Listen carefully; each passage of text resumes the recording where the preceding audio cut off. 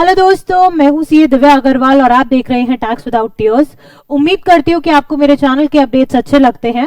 अगर अच्छे लगते हैं तो दोस्तों मेरे चैनल को सब्सक्राइब कीजिए, साथ ही बने बेल आइकन पे क्लिक कीजिए ताकि आपको रेगुलर अपडेट्स का पता चल सके।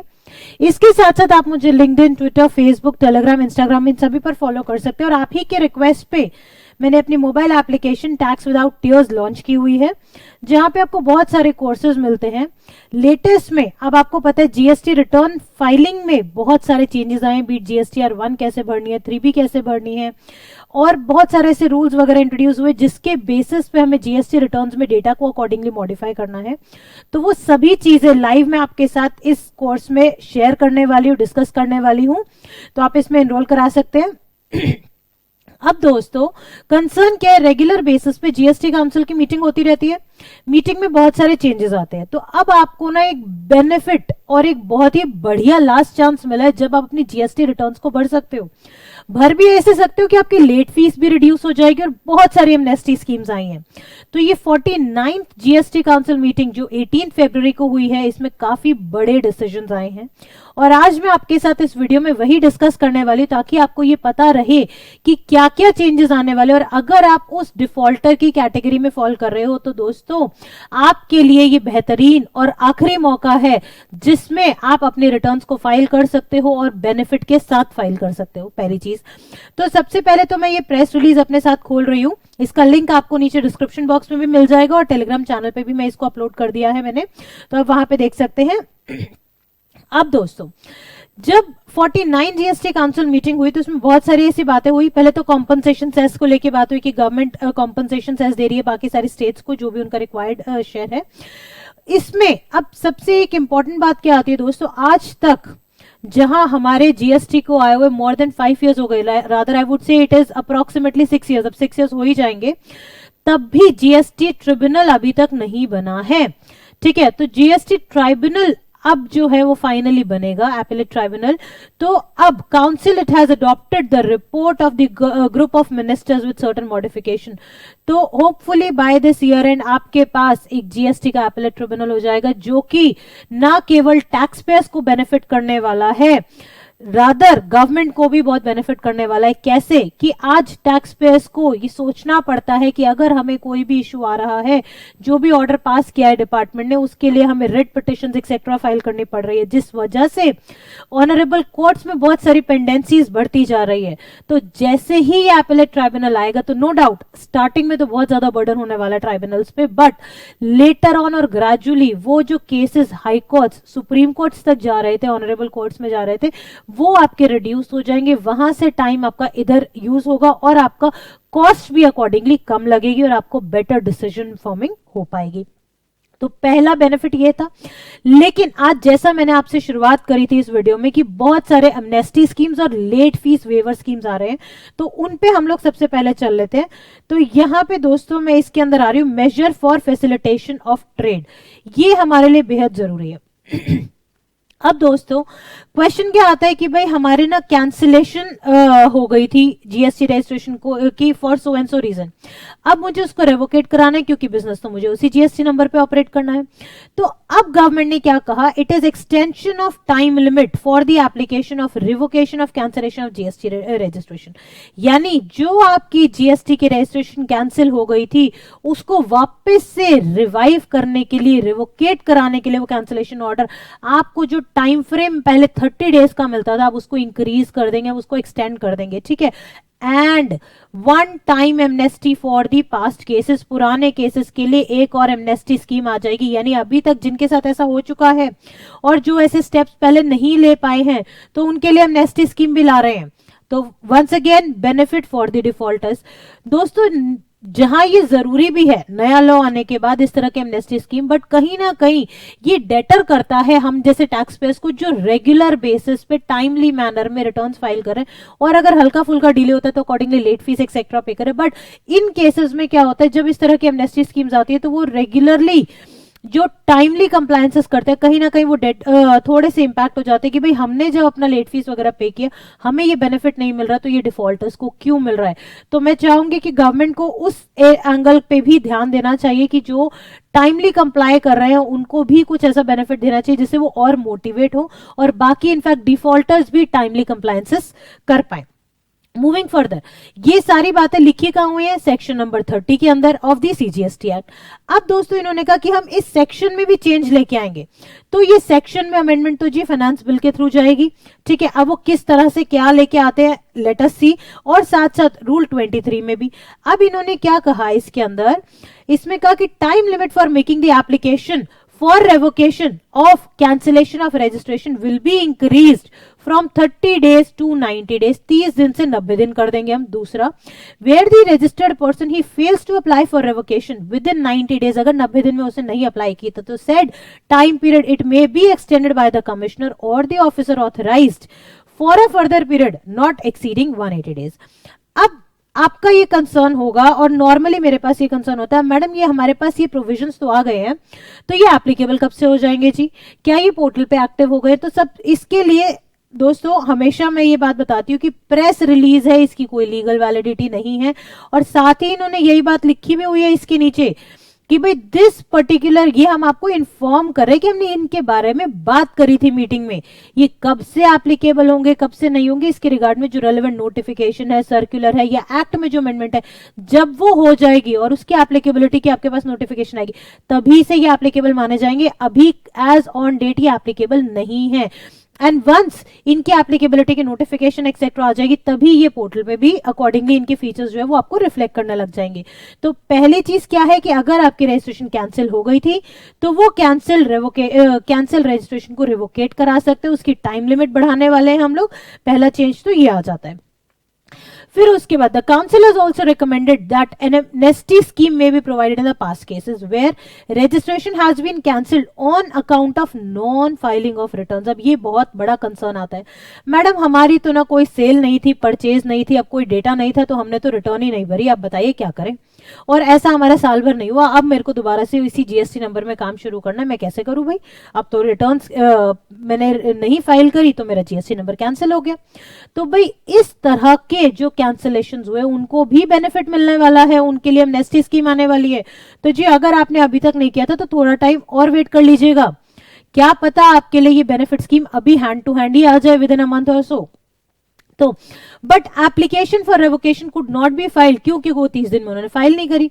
तो गवर्नमेंट अलाउ करेगी इस तरह के एप्लीकेशन को subject to certain conditions.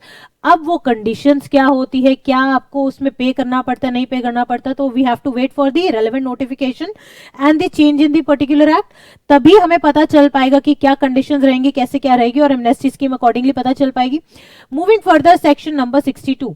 Section 62 क्या बात करता है, बेस्ट जजमेंट असेसमेंट, यानी ये क्या कहता है, सिंपल सी बात ये बोलता है कि सेक्शन 62 में भी एक वन टाइम एमनेस्टी स्कीम हम लोग लेके आएंगे जब हमने टाइमली टैक्स नहीं पे किया। As per subsection 2 of section 62 of the CGST act, the best judgement assessment order which is issued under subsection 1 of the said act is deemed to be withdrawn। मैं आपको ना एक बारी सेक्शन 62 ही एक बारी पहले आपको बता देती हूँ, क्योंकि सेक्शन 62 में क्या है, सेक्शन 62 में आपको बताता है बेस्ट जजमेंट असेसमेंट कि अगर आपने डिफॉल्ट किया है तो उस केस में कैसे डिपार्टमेंट आपकी असेसमेंट कर पाएगा। तो यहाँ पे हमेशा मैं taxinformation.cbic.gov.in पे जाती हूँ जिससे आपको फ्री में कंप्लीट अपडेटेड एक्ट मिल जाता है। तो सेक्शन 62 बेस्ट जजमेंट असेसमेंट यानी assessment for the non filers of return, ये सिंपल सी बात क्या कहता है कि भाई अगर किसी व्यक्ति ने रिटर्न्स नहीं भरी हैं, ठीक है, और उसके बाद उसको नोटिस भी आ गया तब भी नहीं भरी है, तो क्या होगा, प्रॉपर ऑफिसर अपनी असेसमेंट के अकॉर्डिंगली, अपनी समझ के अकॉर्डिंगली एक ऑर्डर पास कर सकता है। He may issue an assessment order within a period of 5 years from the date specified under section 44 यानी एनुअल रिटर्न वाला for furnishing the annual return for the financial year to which the tax not paid relates to. यानी यहाँ पे एक order pass किया जा सकता है प्रॉपर ऑफिसर द्वारा अगर आपने बीइंग रजिस्टर्ड आपने टैक्स पे नहीं किया है तो। ठीक है, अब अगर उसने वो ऑर्डर पास कर दिया है तो उस 30 दिन के अंदर अंदर अगर आपने लायबिलिटी डिपॉजिट करा दी तो वो ऑर्डर ऑटोमेटिकली विड्रॉन भी माना जाएगा। तो अब इन्होंने क्या कहा, सेक्शन 62 के लिए भी हम नेस्टी स्कीम लेके आ रहे हैं हम लोग, यानी ऐसा ऑर्डर आपके पास आ चुका था ऑफिसर के द्वारा जहां पे आपने डिफॉल्ट किया रिटर्न फाइलिंग में, तो अगेन आपके पास टाइम पीरियड क्या होता था, उस ऑर्डर के 30 दिन के अंदर अंदर आप वो टैक्स पे कर दो, बट अगर आपने नहीं किया तो आप पे अकॉर्डिंगली प्रोसीडिंग स्टार्ट हो जाती थी। तो अब इन्होंने क्या कहा, इस सेक्शन 62 में भी ये 30 डेज को एक्सटेंड करके 60 डेज कर देंगे and further 60 days that too with certain conditions. अब वो कंडीशंस क्या होएगी, ये एक्ट में अमेंडमेंट होएगी अगेन सेक्शन 62 में, कैसे इंप्लीमेंट होती है ये देखने वाली बात रहेगी। फिर इसमें भी एमनेस्टी स्कीम यानी आज तक एक कट ऑफ डेट वो बता देंगे, इस दौरान में अगर ऐसा जब भी हुआ है आपने नहीं पेमेंट करी है टैक्सेस की तो आपके लिए conditional deemed withdrawn of the assessment order आ जाएगा। Amnesty scheme for conditional deemed withdrawal of the assessment order in the past cases where concern return could not be filed up to 30 days. 30 दिन के अंदर अंदर नहीं file करी जा सकी फ्रॉम द ऑर्डर, आपके लिए एमनेस्टी स्कीम लाएंगे जहां पे आपने लेकिन but it has been filed along with due interest and late fee up to a specified date, आपने वो पे कर दिया होना चाहिए। ठीक है, तो इस तरह के केसेस में आपके पास दोनों केसेस में अभी सेक्शन 62 हो चाहे सेक्शन 30 हो, यानी रेवोकेशन का हो या फिर आपका बेस्ट जजमेंट असेसमेंट, दोनों के लिए आपके पास क्या लेके आने वाले एमनेस्टी स्कीम प्लस एक्ट में भी चेंज लेके आने और दोनों ही फेवरेबल चेंज होने वाले हैं आपके लिए। सबसे बड़ा चेंज, एनुअल रिटर्न अगर हमने नहीं भरी तो लेट फीस क्या होगी, बहुत बारी मेरे पास क्वेश्चन आता है। तो दोस्तों एज ऑन डेट आपको 200 रुपए पर डे या फिर subject to maximum of 0.5% of the turnover, ठीक है, यानी 0.25 ऑफ सीजीएसटी 0.25 ऑफ एसजीएसटी वो आपको पे करना पड़ता है अगर आपकी एनुअल रिटर्न आपने नहीं भरी है समय पे। तो अब इसको हम लोग कम कर देंगे, हम इसके अंदर स्लैब्स बना देंगे। पहला स्लैब, अगर आपकी टर्नओवर केवल 5 करोड़ तक है तो देखो 2 करोड़ तक तो आपको भरने की जरूरत नहीं है जीएसटीआर 9, 2 से 5 करोड़ के लिए आपकी लेट फीस क्या हो जाएगी 50 रुपए per day, subject to maximum of 0.04% of his turnover in that particular state और यूनियन टेरिटरी, यानी 0.02% of CGST and 0.02% of SGST. Moving further, अगर आपकी टर्नओवर 5 करोड़ से 20 करोड़ की आ जाती है सेकंड स्लैब, तो आपके लिए क्या हो जाएगा, ये 100 रुपीज पर डे की हो जाएगी, subject to maximum again of 0.04% of the turnover in that particular state. लेकिन अगर आपके 20 करोड़ से ज्यादा है तो वही आपके पास ये 200 रुपए पर डे और 0.5% ऑफ द टर्नओवर लगेगी लेट फीस। फिर once again very good amnesty scheme. Amnesty scheme किसके लिए आएगी कि आपने जीएसटीआर 4 कॉम्पोजिशन स्कीम के केस में एनुअल रिटर्न नहीं भरी, एनुअल जो आपका फॉर्म जाता है जीएसटीआर 4 वो नहीं भरा है, या फिर जीएसटीआर 9 नहीं भरी है, या फिर जीएसटीआर 10 जो आपकी फाइनल रिटर्न है, once you have cancelled your GST number, आपने क्लोज करा दिया अपना जीएसटी नंबर, उसके बाद एक फाइनल रिटर्न आपको भरनी होती है जीएसटीआर 10। तो अगर आपने ये नहीं भरे हैं तो आपके लिए दोस्तों गोल्डन अपॉर्चुनिटी है, आपके लिए एमनेस्टी स्कीम आने वाली है जहां पे आपको कंडीशनल वेवर या फिर रिडक्शन ऑफ लेट फीस मिलने वाली है। तो जहां आप इतनी देरी कर चुके तो थोड़ी सी और देरी करिएगा, क्या पता रिसेंट में ही बहुत जल्दी ही आपके लिए ये नोटिफिकेशन आ जाए। फिर उसके बाद इन्होंने section 13 sub section 9 of the IGST act को डिलीट करने की बात करी है, जो कि रिलेट करता है किससे, place of supply of service of transportation of goods, उसको भी ये लोग हटाएंगे। बट मेजर कंसर्न क्या आता है दोस्तों कि ये जितनी भी इन्होंने बातें करी है ना, इसमें कहीं ना कहीं एक्ट में अमेंडमेंट हो रही, चाहे वो सीजीएसटी एक्ट हो चाहे वो आईजीएसटी एक्ट हो। तो वो एक्ट में अमेंडमेंट ये कैसे लेके आते हैं, कब लेके आते हैं, ये देखने वाली बात रहेगी। एमनेस्टी स्कीम्स के लिए ये जो नोटिफिकेशन लाएंगे होपफुली बहुत जल्दी ले आएंगे। तो अगर आप ऐसे डिफॉल्टर कैटेगरी में फॉल करते हैं तो प्लीज थोड़ा टाइम और अपने डिफॉल्ट को बनाए रखिएगा, बिकॉज ये एमनेस्टी स्कीम्स आपको बहुत बेनिफिट करने वाली है, आपकी लेट फीस वेव होने वाली, कंडीशनल बेनिफिट्स मिलने वाले। अब अपार्ट फ्रॉम दिस दोस्तों 2-3 और बहुत इंपॉर्टेंट बातें इसमें हुई हैं।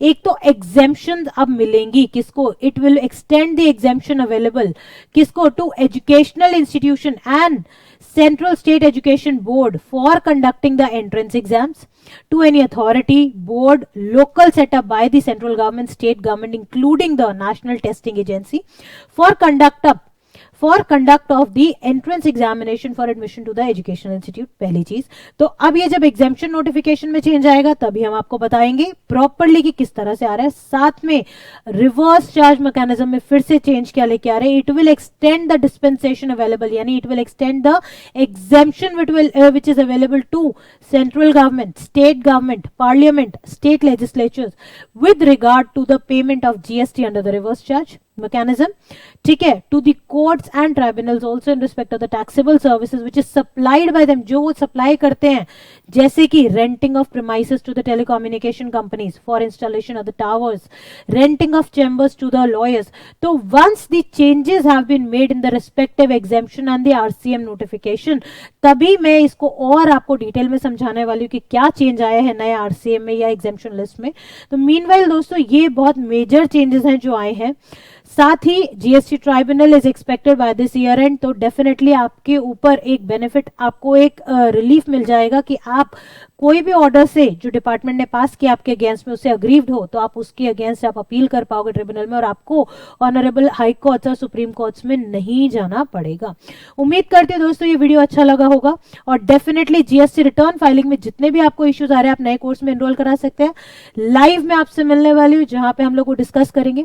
अपार्ट फ्रॉम दैट आपको कोई भी और कंसर्न है, क्वेरी है तो आप कमेंट बॉक्स में कमेंट कर सकते हैं एंड जो भी आपके कॉमन कंसर्न रहेंगे उस पे I will definitely make a video for the same. Thank you so much friends and have a nice day.